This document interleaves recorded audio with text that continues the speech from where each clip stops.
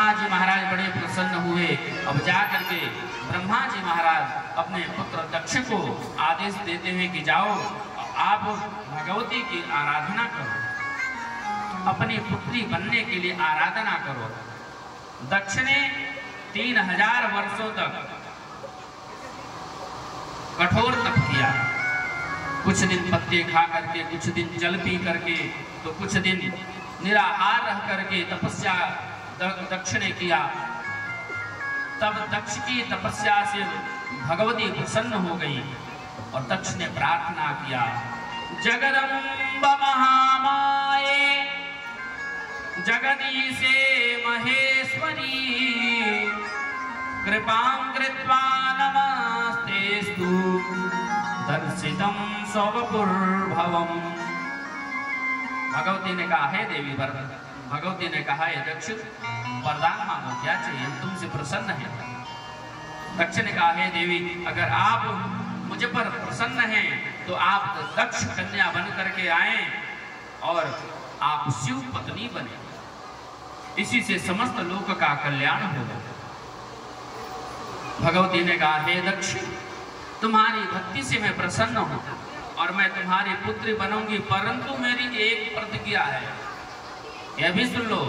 भगवती ने कहा कि मैं तुम्हारी पुत्री तो बनूंगी पर एक प्रतिज्ञा मेरी भी है। दक्ष ने कहा, क्या?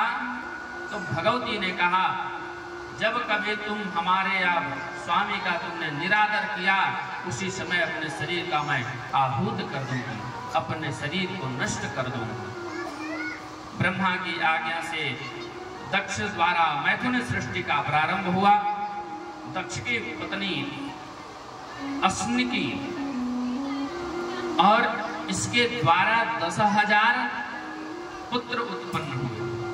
दक्ष के 10,000 पुत्र हुए उत्पन्न, लेकिन अब नामकरण का हुआ तो भगवान ने कहा, नारद जी ने कहा कि एक एक नाम किसका किसका नाम रखूं मैं। सो भगवान ने एक ही नाम दे दिया 10,000 पुत्रों का, हर्यश्व, और वह 10,000 पुत्र हर्यश्व नाम के पुत्र हुए। फिर तपस्या करने चले गए, लेकिन यहाँ नारद जी महाराज तपस्या करने के बाद मार्ग में मिल गए 10,000 पुत्रों से। अब परिणाम क्या हुआ? अनेक प्रश्न करके, बहला फुसला करके 10,000 पुत्रों को नारद जी ने बाबा बना दिया, बैराग्य चढ़ा दिया। क्या करोगे शादी विवाह करके? तुम्हारा जा रहे हैं भजन करने, फिर क्या करोगे? शादी विवाह करेंगे, सृष्टि का पालन पोषण करेंगे। बोले नारद जी की फिर क्या करोगे? जब शादी विवाह ही करना है तो भजन क्यों कर रहे हो, क्या जरूरत है? 3-4 प्रश्न करके नारद जी महाराज और 10,000 पुत्रों को अपने मंत्र दीक्षा दे करके बाबा बना दिए। दक्ष को बहुत कष्ट हुआ यह बात सुन करके। तब उसने फिर दक्ष ने पुनः 1,000 पुत्रों को उत्पन्न किया। 1,000 पुत्रों का नाम दिया स्वबलस्व। 1,000 स्वबलस्व नामक पुत्रों ने जन्म लिया और उन्हें भी नारद जी ने बाबा बना दिया। अब दक्ष को बड़ा रुष्ट हुआ, दक्ष बड़ा क्रोधित हुआ कि जितने पुत्र उत्पन्न कर रहा हूं नारद बाबा बना दे रहे हैं, ऐसे तो हो गई सृष्टि। तब नारद जी को दक्ष के द्वारा श्राप लग गया, विभवेद भ्रमतस्तेतः पदम लोकेषु न स्थिरम। जाओ नारद जी, आपको मैं श्राप देता हूं, आज के बाद तुम एक स्थान पर रह नहीं पाओगे, हमेशा विचरण करते रहोगे। उसी समय से नारद जी को श्राप लग गया।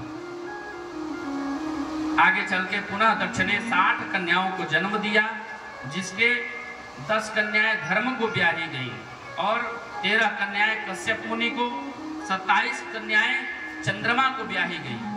जैसे जो चंद्रमा है ना, चंद्रमा को 27 कन्याएं एवं 2 कन्याएं अंगिरा ऋषि को, 2 कन्याएं कृषाश्व को और जो अन्य कन्या बची थी 6 वो तार्क्ष मुनि को प्रदान किया। इसके बाद 60 कन्याओं के जन्म के बाद विवाह करने के पश्चात तब पत्नी सहित दक्ष ने जगदम्बा का ध्यान किया। तब बिरणी के गर्भ से भगवती जब गर्भ में आई, तब सभी देवताओं ने मां की स्तुति करी। बोली अम्बे मात की जय। और भगवती शिवा अपनी मां के सामने सन्मुख प्रकट हो गई और दक्ष के सहित सभी देवताओं ने मां की स्तुति की। बोले भक्तवत्सल भगवान की जय। अब आगे चल करके भगवान शंकर के प्रति इतना वात्सल्य और इतना रुझान था सती महारानी का,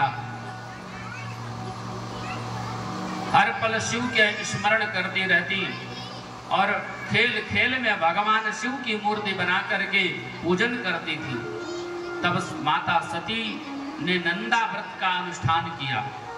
पति रूप में प्राप्त करने के लिए नंदा व्रत किया सती महारानी ने। और यहाँ ब्रह्मा जी और भगवान विष्णु भोलेनाथ के पास गए और जाकर के कहते हैं, विनती किया है प्रभु, जैसे भगवान विष्णु ने विवाह किया, कृपया आप भी विवाह कर लीजिए हे महेश्वर। कहते कुछ ऐसे असुर उत्पन्न होंगे जो कुछ तो भगवान विष्णु के द्वारा मारे जाएंगे, कुछ मेरे द्वारा मारे जाएंगे, कुछ असुर आपके हाथ से मारे जाएंगे, लेकिन कुछ असुर ऐसे होंगे जो आपके जो पुत्र होगा उसके हाथों मारे जाएंगे। कृपया आपसे विनती है कि आप विवाह कर लीजिए। भगवान ने स्वीकार कर लिया। भगवान ने कहा तथास्तु। अब हम लोग भी धीरे धीरे अब महारानी सती और शिव विवाह की ओर प्रसंग पर चल रहे हैं।